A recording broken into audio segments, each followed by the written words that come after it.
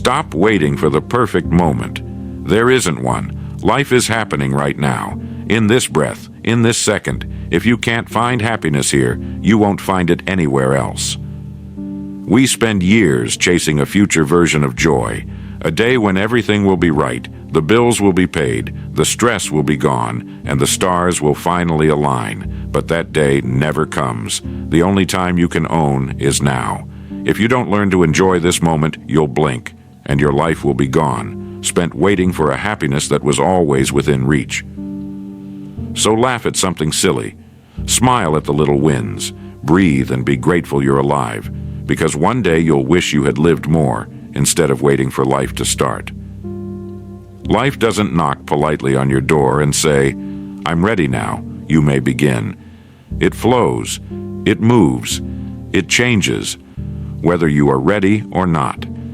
Every sunrise is a reminder that you don't get yesterday back. Every heartbeat is a reminder that you're not promised tomorrow.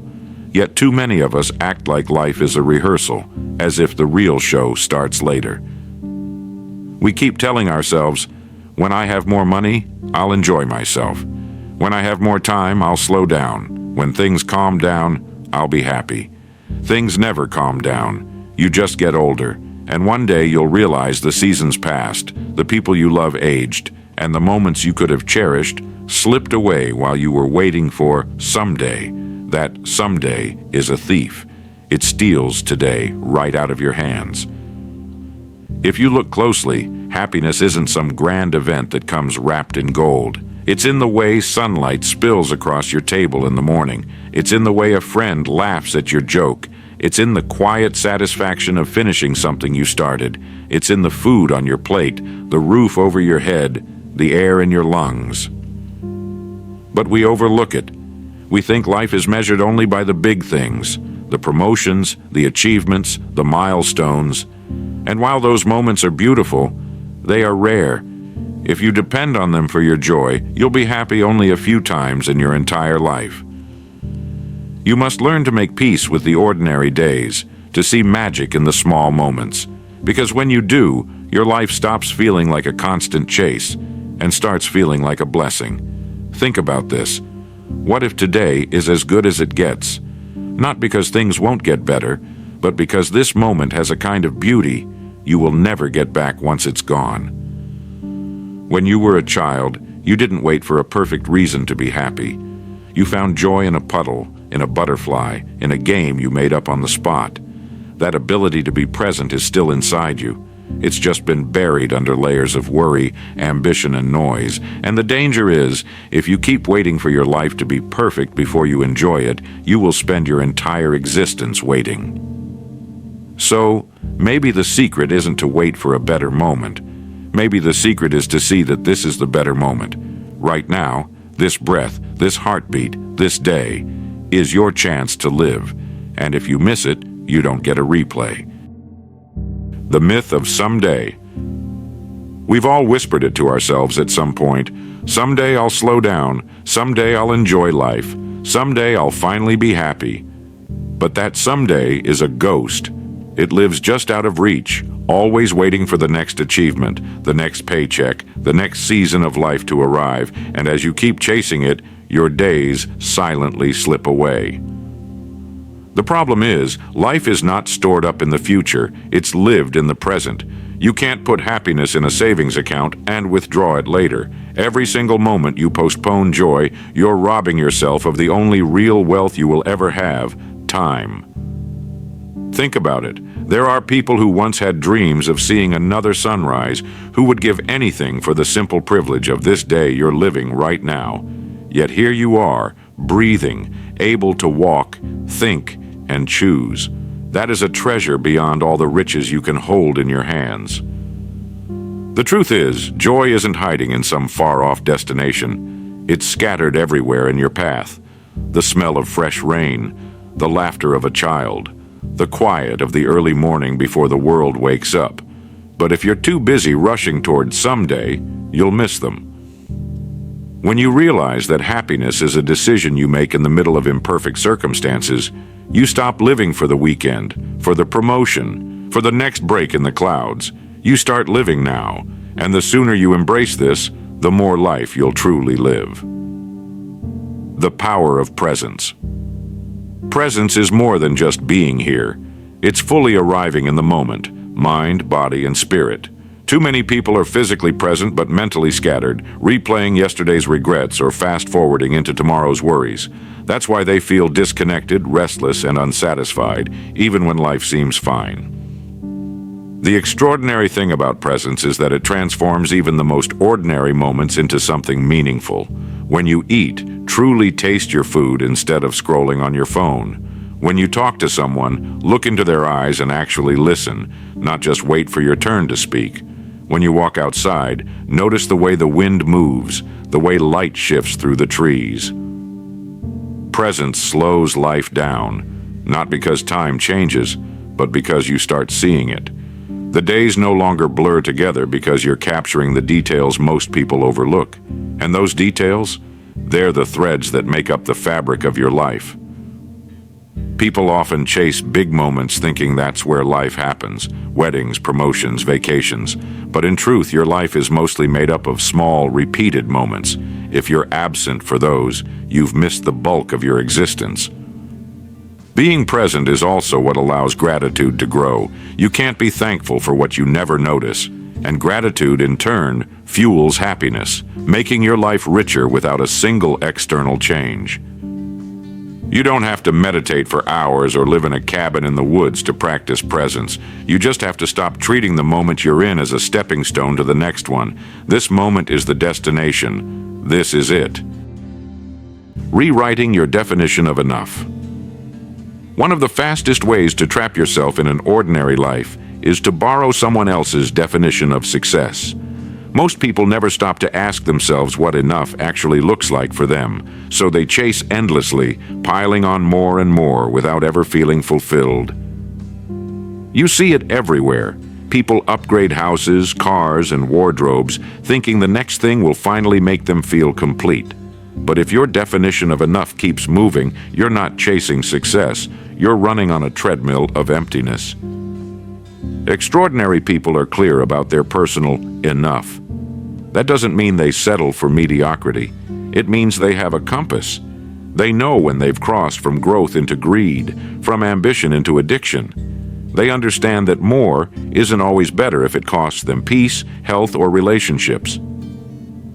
Rewriting your definition of enough starts with asking, what would my life look like if I stopped trying to impress anyone? If social media didn't exist, what would I still care about achieving? What am I willing to sacrifice, and what am I not willing to sacrifice for my goals? Once you're honest about these answers, you stop chasing for the sake of chasing.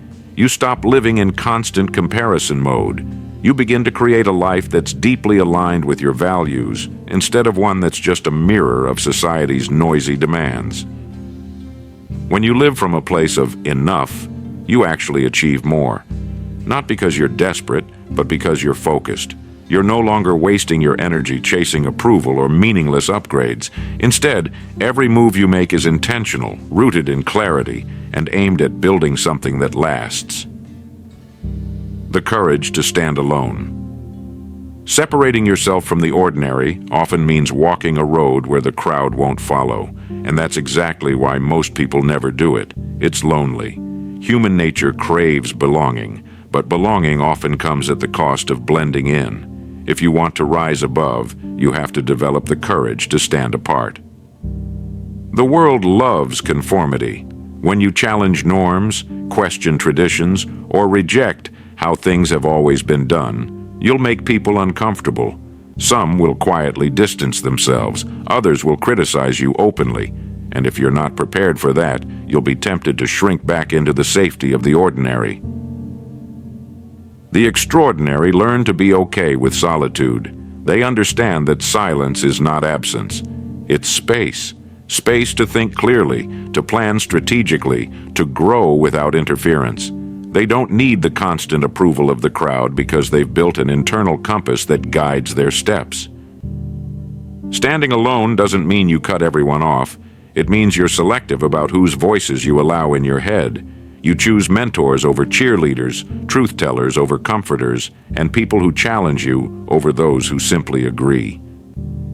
At first, walking alone feels like a loss, but over time, you realize it's actually freedom. No more bending your dreams to fit someone else's comfort zone. No more watering yourself down to avoid standing out. When you're willing to stand alone, you position yourself to lead, to innovate, and to set a standard others will eventually follow. The question is, will you be brave enough to walk forward when there's no applause? That's the true test of whether you're ready to leave the ordinary behind. Ruthless standards for yourself. The gap between ordinary and extraordinary is discipline, not talent, not luck. Discipline. And discipline is built on the standards you set for yourself when no one is watching. Most people live by the standards the world hands them. Minimum effort for a minimum reward. They're content to do enough to get by. But when you decide to separate yourself from the ordinary, good enough is no longer enough. You hold yourself to a standard so high that the average person thinks you're obsessed. You become your own toughest critic, not in a self-hating way, but in a self-respecting way. If you deliver something, it's not just done, it's done with excellence. If you promise yourself to wake up early, you're up before the alarm. If you commit to learning a skill, you master it, not just dabble in it. These ruthless standards are uncomfortable, yes, but they're also liberating. They eliminate the mental clutter of indecision. There's no debate about whether to work hard today. You simply do it because it's who you are. Ordinary people negotiate with their goals. Extraordinary people execute without bargaining. At first, these high standards will make people think you're overdoing it. They'll roll their eyes, call you too intense, or suggest you relax a little. But over time, the very same people will ask, "How did you get there?" Your standards will quietly become your separation. They will be the invisible line between those who talk about success and those who live it. And the moment you decide that your bare minimum will be higher than most people's best, you've already left the ordinary behind. Master the power of focus. The ordinary mind is scattered. It chases a dozen ideas, starts 100 projects, and finishes none. The extraordinary mind, on the other hand, is like a laser. It burns through distractions and channels all its energy into what truly matters. Focus is a superpower in a world addicted to noise. The ability to block out irrelevant opinions, pointless gossip, endless scrolling, and meaningless busyness will instantly set you apart. Most people think they're working hard, but they're just busy. Busy is the mask. Focused is the truth. When you master focus, you don't just work, you direct your work toward an exact outcome. Every action has a purpose. Every hour is allocated intentionally. Every decision is filtered through a simple question. Does this move me closer to my goal, or is it a distraction? Focus will cost you. You'll lose people who demand your attention for trivial matters. You'll give up short-term pleasures for long-term gain. You'll feel isolated at times because the world doesn't reward deep concentration. It rewards the loud, the constant, the reactive. But in the silence of focused work, you'll build results so undeniable they can't be ignored. Extraordinary people don't try to do everything. They do the right things without compromise. They're not interested in winning every battle, just the ones that matter. And while the ordinary scatter their energy like confetti, the extraordinary conserve theirs like gold. Mastering focus isn't about working harder than everyone else. It's about working clearer than everyone else. When your eyes are locked on the prize and your mind is free from clutter, you don't just move forward. You sprint past the crowd that's still wandering in circles. So, separating yourself from the ordinary isn't about some overnight transformation or a single big win. It's about the daily choices you make, the discipline you keep, and the standards you refuse to lower. It's about daring to think bigger, work deeper, and push further than the crowd ever will. Ordinary people settle for what's easy. Extraordinary people demand what's possible. If you've been listening closely, you already know the truth. You can't keep doing what everyone else is doing and expect a life that looks any different from theirs. The world will try to pull you back into comfort, into sameness, into mediocrity. But you don't have to accept that. You can stand taller, work smarter, and live with purpose.